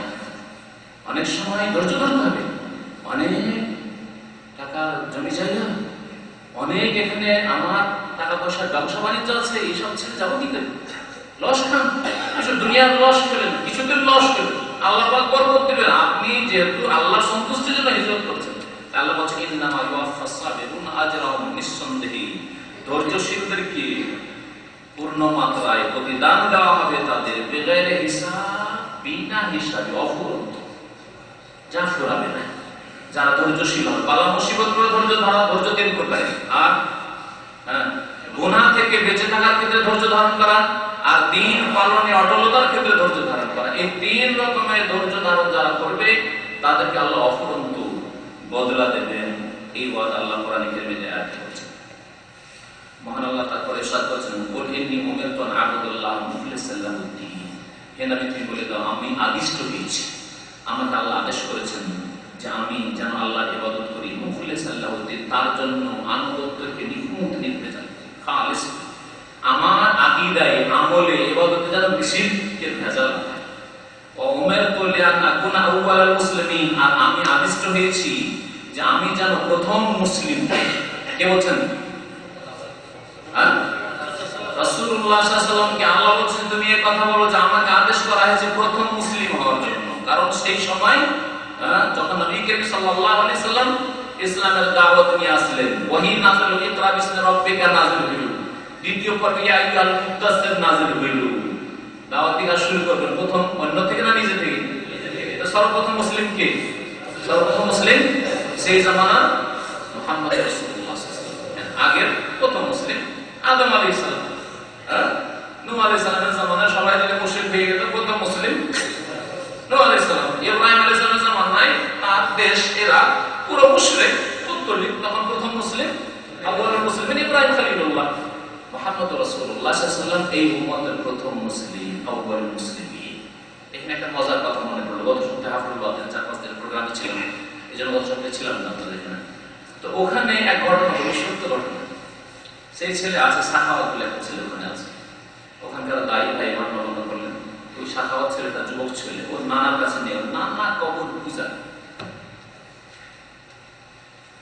পীরের বই কবর পূজা নিয়ে গেছে। ও দায়ীকে দেখে বুঝতে পেরেছে যে আমাকে হেদায়েত করতে তোমার হুজুর এসেছে, আমাকে পাকড়ে। আরে আমার পীর এত বড় পীরানি, তুমি কাকে নিয়ে এসেছো? নাম কাকে করবো? কোন রকম করে রিকোয়েস্ট করে যে আমি তো অপমান হয়ে যাবো, শেখ এসছেন, হুজুর এসছেন, আপনি দেখা করবেন, একটু দেখা করেন, একটু তো দেখা করেন কমপক্ষে। কেমন হয়ে যাবে? বিয়াদবি হয়ে যাবে, আপনার জন্য আমি নিয়ে এসেছি, একটু দেখা করেন। দেখা করতে এসেই বলছে যে দেখেন আপনার সাথে কথা বলবো একটা শর্ত। শর্ত আপনাকে প্রশ্ন করবো, উত্তর দিতে হবে। যদি ঠিক উত্তর দেন তাহলে বসবো, না হলে গেলাম। কি প্রশ্ন? প্রশ্ন হচ্ছে, প্রথম প্রশ্ন হচ্ছে যে মুহাম্মদ রাসূলুল্লাহ সাল্লাল্লাহু আলাইহি ওয়াসাল্লাম মুসলিম ছিলেন না মুসলিম ছিলেন না? আউযুবিল্লাহ, শয়তান কিভাবে গ্রহণ করেছে? মুহাম্মদ রাসূলুল্লাহ মুসলিম ছিলেন না ছিলেন না? জিজ্ঞাসা প্রশ্ন করেছে এই বিদাতি কবর পূজা। তখন একজন আলেমে দ্বীন, কোরআন হাদিসের তাই কি বলবেন? আয়াত, স্পষ্ট আয়াত দেখেন আপনি, কি আবার পড়েন আয়াত, ওয়া উমিরতু লিআন আকুনা আউওয়ালাল মুসলিমিন। আমি মুহাম্মদ বলছি যে আমাকে আল্লাহর পক্ষ থেকে আদেশ করা হয়েছে যে আমি প্রথম মুসলিম। শুধু মুসলিম তিনি না, বরং তিনি সর্বপ্রথম মুসলিম। যখন অবশ্যই মুহাম্মদ রাসূলুল্লাহ মুসলিম ছিলেন, কি বলেন আপনি? বলছেন না, আর আপনার সাথে কথা হবে না, শেষ আর বুঝবো না, টান দিল। কেন? নবী মুসলিম ছিলেন। হ্যাঁ, নবী মুসলিম ছিলেন। এইগুলি শিখাচ্ছে পীরতন্ত্রে। পীরের মুরিদের কথা সত্য ঘটনা, না মুরিদেরও যদি কথা জানতে হয় সবচেয়ে সমবলি। কুল হে নবী বলে দাও, ইন্নী আখাফু ইন আসাইতু রাব্বি আযাবা ইয়াউমিন আযীম। আমি ভয় করি, নবীও ভয় করে, ইন আসাইতু রাব্বি, আমি আমার রবের নাফরমানি করি, বিরুদ্ধাচরণ করি। কি ভয় করি? আযাবা ইয়াউমিন আযীম, মহা দিবসের আযাবকে আমি ভয় করি। কিয়ামতের দিন আমাকে আযাব করে দেবে, সেজন্য আমিও আল্লাহর নাফরমানি করি না। কুল হে নবী বলে দাও, আকুলিল্লাহ আ'বুদু মুখলিসান লাহুদ্দীন, আল্লাহরই আমি ইবাদত করি, মুখলিসান লাহুদ্দীন, আমি আমার দ্বীনকে, আমার আনুগত্যকে তার জন্য নিখুঁত নির্ভেজাল করি। সূরা জুমারে কয়বার করে এই বিষয়টি আল্লাহ উল্লেখ করেছেন, তাই না? শুরুতে দুইবার, তাই না? দুইবার, এখানে আবার দুইবার দেখেন, মুখলিসান লাহুদ্দীন, তারপর এখানে আছে মুখলিসান লাহুদ্দীন। তাহলে ইবাদত বন্দেগী, সমস্ত ইবাদত আল্লাহর জন্য যে একবার নিখুঁত নির্ভেজাল খালিস করে দিতে হবে, শিরকের গন্ধ পর্যন্ত যেন না থাকে। কত গুরুত্বের কোরআনে কারীম। ফাবুদু মা শিতুম মিন দুনি, সুতরাং তোমরা আল্লাহকে বাদ দিয়ে যা ইচ্ছা তোমরা পূজা করতে থাকো, ইবাদত করতে থাকো, আমি কিন্তু তা করব না। আমি আল্লাহ পাকের জন্য নিখুঁত নির্ভেজাল করে ইবাদত করি। বলহে নবী আরো বলে দাও ইন্নাল খাসিরিন আল্লাযীনা খাসিরু আনফুসাহুম, সত্যিকার অর্থে ক্ষতিগ্রস্ত ওই লোকেরা আল্লাযীনা খাসিরু আনফুসাহুম আলাইহিম ইয়াওমাল কিয়ামাহ, যারা কিয়ামতের দিবসে নিজেকে এবং নিজের পরিবারকে ক্ষতিগ্রস্ত করে ফেলবে। সবচেয়ে বেশি ক্ষতিগ্রস্ত কে?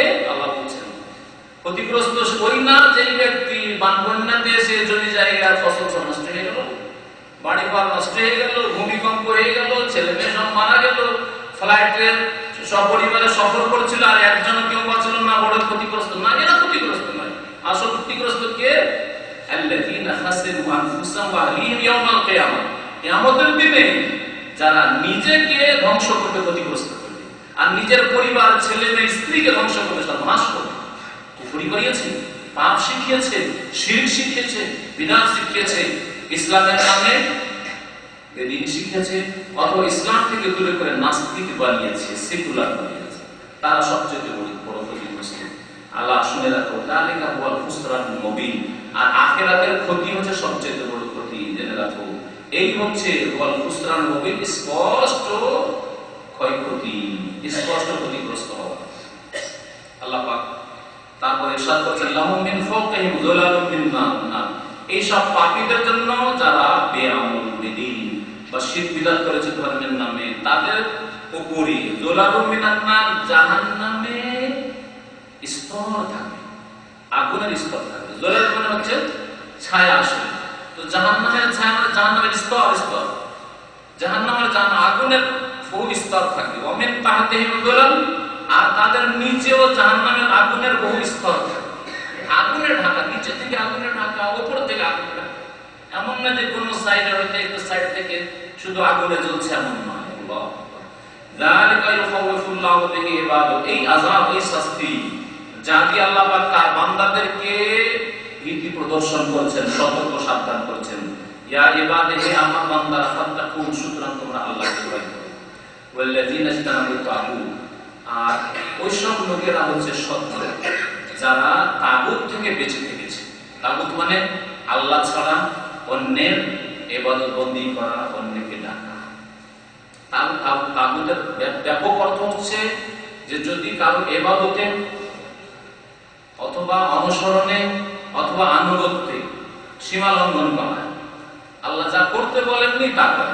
ইবাদত একমাত্র আল্লাহ করতে হবে, তারা সীমা লঙ্ঘন করে অন্যের ইবাদত করেছে, অন্যের পূজা করেছে, অন্যের জন্য জবাই করেছে, অন্যকে সিজদা করেছে, অন্যের কাছে ছেলে মেয়েছে, অন্যের কাছে রোগের আরোগ্য চেয়েছে, তাহলে তাগুতের পূজা করে।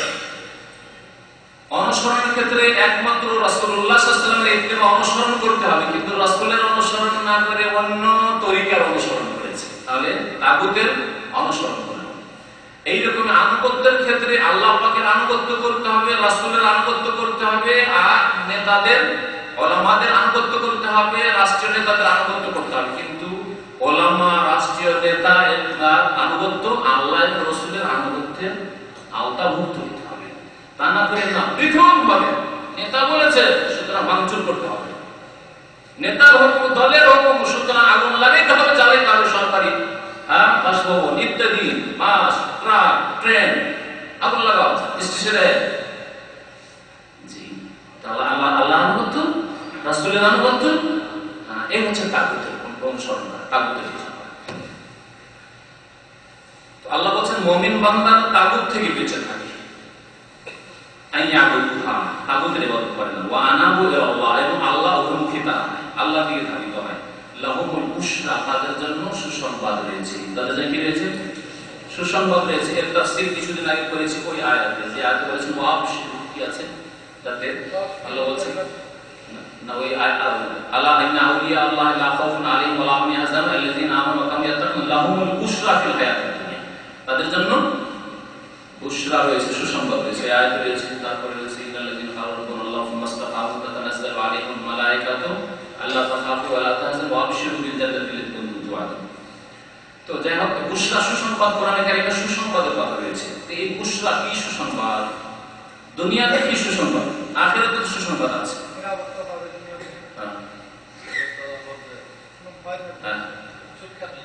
সুখ্যাতি, মাশাআল্লাহ। মুমিন বান্দাদের জন্য সুনাম, এটা দুনিয়ার নগদ সুসংবাদ, একটি তাফসীর। জি, ভালো স্বপ্ন, মাশাআল্লাহ, মনে আছে, ভালো কার বলে বুশরা, দুনিয়ার সুসংবাদ এই দুটি দিয়ে করেছেন, আর আখিরাতের সুসংবাদ জানাতে আবশিরু বিল জান্নাতি লাতি কুনতুম তুআদুন লাহুমুল বুশরা ফিল হায়াতিদ দুনিয়া ওয়া ফিল আখিরাহ।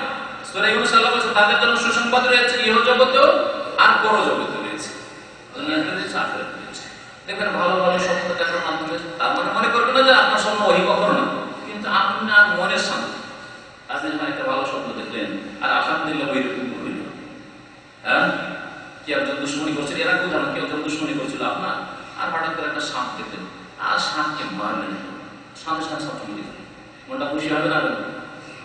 যদি বুঝেন স্বপ্নটা খুশি হবে যে দুশ্মনী করছে কিন্তু আমার ক্ষতি করতে পারবে, ও মারা যাবে, মানে ওর ক্ষতি হবে, আমার ক্ষতি হবে। এইভাবে উদাহরণ আমি এর আগে বেশ কিছু উদাহরণ দিয়েছি। স্বপ্ন মুমিন বান্দাদের জন্য, নেক মানুষের জন্য সুসংবাদ, কিন্তু স্বপ্ন ওহি না, স্বপ্নের ধর্মে বিশ্বাস করবেন না। স্বপ্নে দেখলেন যে অমুক জায়গায় আল্লাহর ওলি শুয়ে আছে, শয়তান স্বপ্ন দেখেন, আপনি ভাবেন না আমি তো ভালো মানুষ ভাই, আমি তো জিকির আজকার করি, আমি তো নামাজ পড়ি, আর চলে গেলেন একটা মাজার বানিয়ে বসে আর মুশরিক হয়ে পড়লেন। এই জন্য স্বপ্ন ধর্ম না, কিন্তু মুমিন মানুষ যদি স্বপ্ন দেখে ব্যক্তি জীবনের ক্ষেত্রে, পারিবারিক জীবনের ক্ষেত্রে, ধর্মের ক্ষেত্রে নয়, তাহলে তার মনে প্রশান্তি আসবে, মানসিক শান্তি হবে যে আমি ভালো আছি। তো আল্লাহ পাক রব্বুল আলামিন এখানে বলেছেন যে লাহুমুল বুশরা, তাদের জন্য সুসংবাদ রয়েছে। ফাবাশশির ইবাদ, হে নবী তুমি আমার বান্দাদেরকে সুসংবাদ দিয়ে দাও। কারা আমার বান্দা? এখন শুনে আল্লাহর বান্দা কারা? আল্লাযীনা ইয়াসতামিউনাল কাওলা ফায়াত্তাবিউনা আহসানা, যারা কথা শুনে। তাহলে আল্লাহর বান্দা কারা? যারা কথা শুনে, আল্লাহর কথা শুনতে চাইবে না, আর এদের কথা শুনিয়ে না, সৌদি আরবে এসছো, এখান থেকে রিয়াল নিয়ে যাও, উমরা করে চলে যাও, কিন্তু খবরদার ইসলামের সেন্টারে গিয়ে ইসলামের কথা, এর ইসলামের নামে শিরকুরি শিখায়, এরা বাতিল শিক্ষা, খবরদার শুনবে না। তাহলে আল্লাহর এই আদেশ অমান্য করবে। আল্লাহ ইয়াসতামিউনাল কাওলা, তারা কথা শুনে, ফায়াত্তাবিউনা আহসানা, তারপরে তারা ভালো কথার অনুসরণ করে। তাহলে কানটা খোলা রাখতে হবে, হ্যাঁ, বিবেকটা, মগজটা খোলা রাখতে হবে, মগজে ঢুকাইতে হবে। আল্লাহ তাহিদ জ্ঞান দিয়েছেন, ভালো মন্দের পার্থক্য করার তৌফিক দিয়েছেন, তা দিয়ে যাচাই বাছাই চেক করতে হবে যে এখানকার ইসলাম ঠিক না দেশীয় কবর মাজার পূজার পীর পূজার ইসলাম ঠিক, পীরতন্ত্র ইসলাম। যদি পীরতন্ত্র ইসলাম হয় তো রাসূলের দেশে পীরতন্ত্র কেন নেই? এই প্রশ্ন অবশ্যই সবার মগজে উঠছে, কিন্তু এর জবাব কেউ চাচ্ছেন না, এই জন্য আল্লাহ করেন। আর যে এর জবাব চাইছে, যাচাই বাছাই করছে, অবশ্যই আল্লাহ তাকে করছে। তো আল্লাহ পাক বলছেন যে শুনবে, শোনার পরে ভালো কথার অনুসরণ করবে। সবচেয়ে ভালো কথা কি?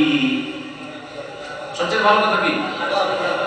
আল্লাহর কথা। ফাইনা খায়রুল হাদিসে কিতাবুল্লাহ, নবী সাল্লাল্লাহু আলাইহি ওয়াসাল্লামের খুতবা, সুন্নাতের খুতবা। সবচেয়ে ভালো বাণী হচ্ছে আল্লাহ পাকের কিতাব। খায়রুল হাদিয়া, সবচেয়ে ভালো আদর্শ হচ্ছে হাদিয়া মুহাম্মদ সাল্লাল্লাহু আলাইহি ওয়াসাল্লাম, নবী মুহাম্মদ সাল্লাল্লাহু আলাইহি ওয়াসাল্লামের নিয়ে আসা আদর্শ। আর বুঝা গেল যে ভালো কথার অনুসরণ করা মানে আপনার মেজাজের উপর ছেড়ে দিলাম, আমাকে এটা ভালো লেগেছে, অমুক পীরের তরিকাটা ভালো লেগেছে, অমুক পীরের মুরিদ হইতে ভালো লেগেছে, তাই লেগেছে না, এইরকম মেজাজের উপর ছেড়ে দিলে হবে না। বরং কোরআনে আছে কিনা, রাসূলের হাদিসে আছে কিনা, সবচেয়ে উত্তম বাণী আল্লাহ পাকের বাণী, আর সবচেয়ে উত্তম আদর্শ হচ্ছে মুহাম্মদ রাসূলুল্লাহ সাল্লাল্লাহু আলাইহি ওয়াসাল্লাম নিয়ে আসা আদর্শ, কোরআনের হাদিস। তাই এই আয়াতের এক দুটো আয়াত পরে একটু দেখবেন, হয়তো সেখানে পৌঁছতে পারবো না। আল্লাহ বলছেন আল্লাহু নাযালা আহসানাল হাদিস, আল্লাহু নাযালা আহসানাল হাদিস, 23 নম্বর আয়াতে আল্লাহ পাক রব্বুল আলামিন সর্বোত্তম বাণী নাযিল করেছেন, সর্বোত্তম বাণী নাযিল করেছেন। এই সর্বোত্তম বাণীর অনুসরণ করতে হবে শোনার পরে। আর যদি কোরআন কথা শুনতে না, আরে এরা কথাই কথাই দলিল, যদি বলি এটা করতে হবে, এটা বিদআত হাসানা হচ্ছে না, দলিল দাও, এরা দলিল চাই, শুধু দলিল চাই, এদের কথা শুনি। দেখলেন অপরাধ হচ্ছে দলিল চাই। বুঝতে পেরেছেন? বিদআতিরা আমাদের বড় অপরাধ করে যে আমরা দলিল চাই। আল্লাহ নবী করেছেন, আল্লাহ নবী বলেছেন, কোন আয়াতে আছে, হ্যাঁ, সাহাবীরা করেছেন, খোলাফায়ে রাশিদিন করেছেন, এই দলিল চাওয়াটা একটা অপরাধ। এই জন্য যদি যারা এইরকম মানে অন্ধ ভক্ত পছন্দ করে, তাদেরকে যদি জিজ্ঞাসা করেন যে শেখ বা হুজুর মাওলানা সাহেব যে কথাটা বললেন, এটা কোন আয়াতে কোন হাদিসে আছে, আরে বেয়াদব কথা না, তোমার আবার কি অধিকার আছে? কথা বলছি মানো, কথা বলছি শোনো, তোমরা দলিল আবার কি বুঝো? তোমার ফিকহ বুঝো, উসুল ফিকহ বুঝো, হ্যাঁ, হাদিস বুঝো, কি বুঝো তুমি? একটা হাদিস নিয়ে কথা দেবে নাকি? এইভাবে আপনাকে এক লাঞ্ছিত করে দেবো বলবো। এটাও তাদের চরিত্র। আল্লাহ পাক রব্বুল আলামিন বলছেন যে শোনার পরে ফায়াতাবিউন আহসানা, ভালো কথা অনুসরণ করে, উলাইকাল্লাযীনা হাদাহুমুল্লাহ, এদেরকে একমাত্র আল্লাহ হেদায়েত দান করবেন। বলুন আলহামদুলিল্লাহ। যারা শুনে কান বন্ধ করে না, জায়গাটা শুনবো না, না না না, সিরিজের একজন কিতাবদের না না শুনবো না, ওদেরকে আল্লাহ হেদায়েত করবেন। যে শুনবে, শোনার পরে ভালো কথা অনুসরণ করবে। ভালো কথা মানে কোরআন হাদিসের কথা, কোরআন হাদিসে পেয়েছি সেই জন্য মেনেছি, এদেরকে আল্লাহ হিদায়াত করবেন একমাত্র। ওয়া উলাইকা হুম উলুল আলবাব, আর এরাই হচ্ছে সবচেয়ে বেশি জ্ঞানী, এরাই হচ্ছে আসল জ্ঞানী। আল্লাহ পাক তাহলে দুটো নিয়ামতের কথা বলেছেন। যদি আপনি শুনেন আর শোনার পরে ভালো কথা মানেন, কোরআন এবং হাদিস আল্লাহ এবং রাসূলের কথা মানেন, তাহলে আল্লাহ হিদায়াতের নিশ্চয়তা দিয়েছেন। আল্লাহ সঠিক পথ দেখাবেন, জান্নাতের পথ দেখাবেন। আর আল্লাহ পাক আপনাকে একটা দুনিয়ার সার্টিফিকেট দিয়েছেন, আপনি জ্ঞানী, আপনি বুদ্ধিমান ব্যক্তি। আল্লাহ পাক আমাদেরকে যেন নিজের জ্ঞানের পরিচয় দেওয়ার তৌফিক দান করেন।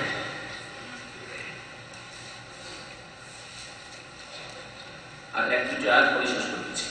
আফামান হাক্কা আলাইহি কালিমাতুল আযাব আফান্তা তুনকাযু মান ফিন নার। আচ্ছা বলো তো, মান হাক্কা আলাইহি কালিমাতুল আযাব, যার সম্পর্কে আযাবের বাণী অবধারিত হয়ে গেছে, আল্লাহ পাক বলে দিয়েছেন যে এদের আল্লাহ আযাব আসবে, এদের জন্য আল্লাহ পাকের আযাব শাস্তি রয়েছে, সেই ব্যক্তি আর যেই ব্যক্তি নিরাপদ সমান হতে পারে, এখানে উচ্চ আছে। একজন লোক সঠিক দিনের উপর আছে, আল্লাহ পাকের আযাব থেকে নিরাপদ, আর আরেকজন লোক পাপে লিপ্ত আছে, সেজন্য আল্লাহ পাকের আযাব তার জন্য অবধারিত হয়ে গেছে। দুটো জাতি কি সমান হতে পারে? বা দুই লোক কি সমান হতে পারে? কখনো সমান হতে পারে না। তারপর আল্লাহ বলেছেন আফান্তা তুনকাযু মান ফিন নার, যে ব্যক্তি জাহান্নামে চলে যাবে তাকে হে নবী তুমি কি রক্ষা করতে পারবে? আল্লাহ যাকে জাহান্নামে দেবেন তাকে রক্ষা করতে পারবে? কখনো রক্ষা করতে পারবে না, কারণ সে জাহান্নামে যাওয়ার কাজ করেছে। লাকিনিল্লাযীনা তাকাউ রাব্বাহুম, তবে হ্যাঁ ওই লোকেরা যারা নিজের রবকে ভয় করেছে, লাহুম গোরাফুন মিন ফাওকিহা গোরাফ, তাদের জন্য প্রাসাদ রয়েছে। গোরাফ গোরফাতুনের বহুবচন, মানে তাদের জন্য প্রাসাদ সমূহ, প্রাসাদের উপর প্রাসাদ রয়েছে। মিন ফাওকিহা গোরাফ, আর সেই সব প্রাসাদের উপর আরো প্রাসাদ রয়েছে। দুনিয়াতে যদি কত তলা ঘর বাড়ি হয়ে যাচ্ছে, 100, 120, তাই না? আরো বেশি হয়তো, হ্যাঁ 160।